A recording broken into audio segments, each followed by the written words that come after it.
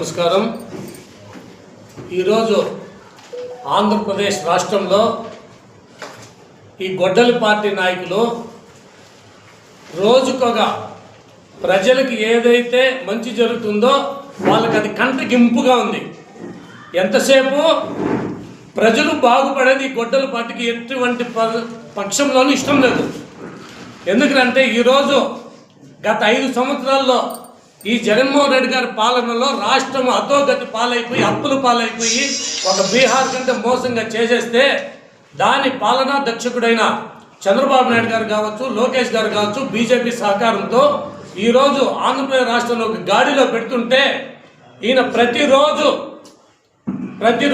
ఆయన ఏదో దండయాత్ర చేస్తున్న ప్రజల్ని ఎక్కడైనా కూడా కానీ బాధితులను పరామర్శించడైనా బాధింపబడ్డ వాళ్ళని పరామర్శించడు. ఎవరైతే తన పార్టీకి చెందిన రౌడీ మూకలు ఏ విధంగా అల్లరి చేస్తారో వాళ్ళని పరామర్శిస్తాడు. ఇక నిజమైన ఈరోజు 3 సంఘటనలు చూస్తున్నాము. Sai Krishna lockup death case జరిగింది. దీంట్లో వచ్చేసిందన్న అతను ఒక రౌడీ షీటర్ అని చెప్పేసి ఇది చేస్తే ప్రభుత్వం కూడా ఎక్కడ న్యాయం జరగాలని దాని కరాఖండిగా తూచా తప్పకుండా సంబంధించిన సీఎం కూడా అరెస్ట్ చేస్తే ఇతను పోయి మాట్లాడేది ఏమిటంటే ప్రజా వ్యతిరేకంగా మాట్లాడుతున్నాడు. మాజీ ముఖ్యమంత్రులు, గొడ్డలి పార్టీ అధ్యక్షులు. అదేవిధంగా సీదిల్ అప్పలరాజు వాళ్ళ కొడుకు ఒక హిట్ అండ్ రన్ గుద్దేసి ఒక బీసీ ఒక యాదవ్ కులానికి సంబంధించిన వ్యక్తిని చనిపోతే అది పట్టించుకోకుండా ఇతను పరామర్శకు పోయి చిన్నపిల్లాడు అది తెలియకుండా చేసినాడు ఉంటాడు. ఇదంతా రాష్ట్ర ప్రజలు గమనిస్తూ ఉన్నారు. ఈరోజు అదేవిధంగా డిఎస్సి వచ్చేసిందన్నా మీరు ఎంతసేపు తప్పుడు డిఎస్సిని మీరు అంటున్నారు. అక్కడ ఎవరో సిజేపీ పార్టీ వాళ్ళు కాక్రోచ్ పార్టీ వాళ్ళు చేస్తే మీరు దాన్ని ఇక్కడ ఆంధ్రప్రదేశ్లో సంవత్సరం అవుతోంది. అంత ఉద్యోగాల్లో మెరిట్ స్టూడెంట్లు ఉద్యోగాల్లో చేరినారు. ఇప్పుడు ఇంకా వచ్చే నెలలో 2వ డిఎస్సి కూడా రిలీజ్ చేస్తోంది. మీరు గత 5 సంవత్సరాల్లో ఒక ఉద్యోగం ఇవ్వకపోగా నిరుద్యోగుల్ని చదువుకున్నంతా మోసం చేసింది పక్కన పెట్టేసి ఈరోజు పారదర్శకంగా ఎక్కడా కూడా ఒక డిఎస్సి అభ్యర్థి కూడా ఫిర్యాదు చేసిన దాఖలా లేదు. ఈరోజు మీరు రాష్ట్రం అంతా కూడా జైలు ఈ గొడ్డల పార్టీ జే పార్టీకి సంబంధించిన వాళ్ళు మీరు రిలే నిరాహార దీక్షలు చేస్తున్నారు. ఎక్కడైనా ఒక డిఎస్సి అభ్యర్థి మీ టెంట్లో ఉన్నారా? ఈ ఆంధ్రప్రదేశ్ రాష్ట్రంలో మేము అడుగుతున్నాము. అది వదిలేసి ఈ మంచి చేస్తున్న ప్రభుత్వాన్ని ఎంతసేపు బురద జల్లాలనే ఉద్దేశంతో గొడ్డల పార్టీ ప్రతిపక్షం కూడా కాదు. ఇప్పుడు అది ప్రతిరోజు అరాచక పాలన చేస్తామని మర్చిపోయి ఈరోజు మంచి చేసి ఈ ప్రభుత్వం పైన ఎంతసేపు దుమ్మెత్తిపోతున్నాడు. ఆంధ్రప్రదేశ్ రాష్ట్ర ప్రజలు ఖచ్చితంగా గమనించుకోండి. ఈరోజు మన ప్రభుత్వం వచ్చిన తర్వాత, కూటమి ప్రభుత్వం వచ్చిన తర్వాత మన రాష్ట్రాన్ని ముందుకు తీసుకుపోయే ఉద్దేశంతో అక్కడ బీజేపీ సహకారం తీసుకొని చంద్రబాబు నాయుడు గారు కావచ్చు, పవన్ కళ్యాణ్ గారు కావచ్చు, లోకేష్ గారు కావచ్చు, ఇక్కడ అమర్నాథ్ రెడ్డి గారు కావచ్చు, ఎంతసేపు ప్రజా సంక్షేమం కోరుతూ ప్రజల అభివృద్ధి కొరకై పాటుపడతా ఉంటే వీళ్ళకి అది కన్ను చూసి వాళ్ళకి పచ్చకామలు వచ్చి దేశమంతా పచ్చదే. వాళ్ళు ప్రభుత్వం ఏమీ చేయలేదు.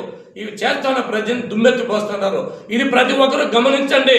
ఈ రోజు కూడా పలమనేరు నియోజకవర్గానికి వస్తే ఇక్కడ ఆ టెంట్లో ఎవరులే, అంతా గొడ్డలి పార్టీకి సంబంధించిన జైలు ఉన్నారు, జంజేలు. వాళ్ళు వచ్చి ఈరోజు ప్రతిరోజు నిరాహార దీక్ష చేస్తూ ఉంటే మీకు జనం లేదు, జనం మద్దతు లేదు. ఈసారి 11 కూడా కాదు కదా, 3 వచ్చేది కూడా మీకు డౌటే. ఒకసారి గుర్తించుకోండి. ప్రజలకు ఈరోజు ఎంత సంతోషంగా చూసుకోండి. ఇంకా కొన్ని కార్యక్రమాలు చేయాలా. మీరేదన్నా సహాయం చేస్తే మంచి తీసుకుంటే ఖచ్చితంగా మా ప్రభుత్వం తీసుకుంటుంది. మీకు ఎటువంటి ఆ బుద్ధి లేదు. ఈ ఆంధ్రప్రదేశ్ రాష్ట్రం ఇంకా గొడ్డలి పార్టీ పోతే కానీ ప్రజలు సుభిక్షంగా ఉండాలని ప్రతి ఒక్కరు తెలియజేసుకోవాలా. అందరికీ నమస్కారం. ఓకే, పలమనేరు పరిసర ప్రాంత ప్రజలందరికీ కూడా నా వందనాలు. ఈ యొక్క 3 రోజులుగా పలమనేరులో 3 రోజులుగా దాదాపు 1 వీక్గా పలమనేరులో చాలా వింతలు చూస్తూ ఉన్నాం. ఏమి వింతలంటే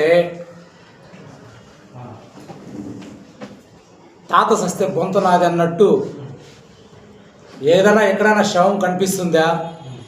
దీన్ని బట్టి మన సౌలభం. నిజంగా చనిపోయిన వాళ్ళని కూడా అక్కడ పరామర్శించుకు వెళ్ళరు, వాళ్ళ బాధలేమో చూడరు.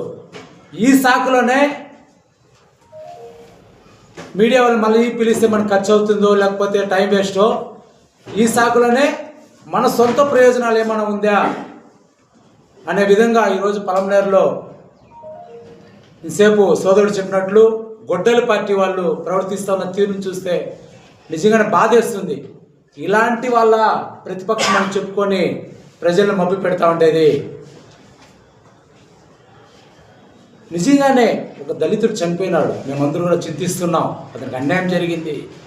దాని మీద ఏమైనా వీళ్ళు పోరాటం చేసి ఆ కుటుంబానికి వారికి ఏమైనా న్యాయం చేస్తారనుకుంటే దాన్ని వదిలేసి ఆయనకు నోటీస్ వచ్చిందని, ఇంకొకరికి నోటీస్ పోయిందని అధికారులపై బెదిరిస్తున్నారు. నిజంగా సిగ్గుగా లేదనేసి ఈ సందర్భాన్ని అడుగుతున్నా.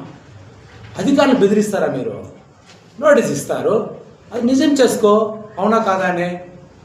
దానికి ఎందుకు భయపెట్టించేది అధికారులు పోయి? చాలా దానికి వాళ్ళు చెప్పి అధికారి చేసినాడు, వీళ్ళు చెప్పి అధికారి చేసినాడంట. మీరు గతంలో ఎన్ని చేసినా ఒకసారి గుర్తు చేసుకోండి. మేమేమన్నా అప్పుడు పోయేసి అధికారులు మేము బెదిరించామా? చట్టం ఏముంటే అది చేస్తుంది. దయచేసి ప్రజలందరూ కూడా అర్థం చేసుకోండి. ఈ గొడ్డలి పార్టీ వాళ్ళు లేనిపోని నిందలు వేస్తూ లేనిపోని అవాకులు చవాకులు చేస్తున్నారు. నిజంగా వీళ్ళు ప్రజలకు మంచి చేయాలనే ఉద్దేశం వీళ్ళకి లేదు. ఇప్పుడు కూడా డిఎస్సి పైన ఏదో ధర్నాలు అవి చేసి ఆ ట్రాఫిక్ ఇబ్బంది కలిగిస్తున్నారు తప్పిస్తే వీళ్ళు చేసింది జీరో. ఎందుకంటే మేము కూడా తెలుసుకోవాలనేసి చదువుకున్న వాళ్ళ దగ్గర డిస్కస్ చేసినాం. నిజంగానే ఈ డిఎస్సిలో ఉద్యోగాలు ఇచ్చేటప్పుడు ఏమైనా మోసాలు జరిగిందా, ఏదైనా అవకాశం ఉందంటే 100% అట్లా జరిగేదానికి అవకాశం లేదు. ఒక సిస్టమేటిక్గా జరుగుతుంది. ఎందుకంటే ఇదేమి ఊరికి ఉత్తి కాదు ఇది. కాబట్టి ప్రజలందరూ కూడా అర్థం చేసుకోండి. వీళ్ళు లేనిపోని కన్ఫ్యూజ్ తీసుకొస్తున్నారు. ఖచ్చితంగా కూటమి ప్రభుత్వము పలమనేరు అమరాన్న గారి ఆధ్వర్యంలో అభివృద్ధి మేము చూస్తున్నాం.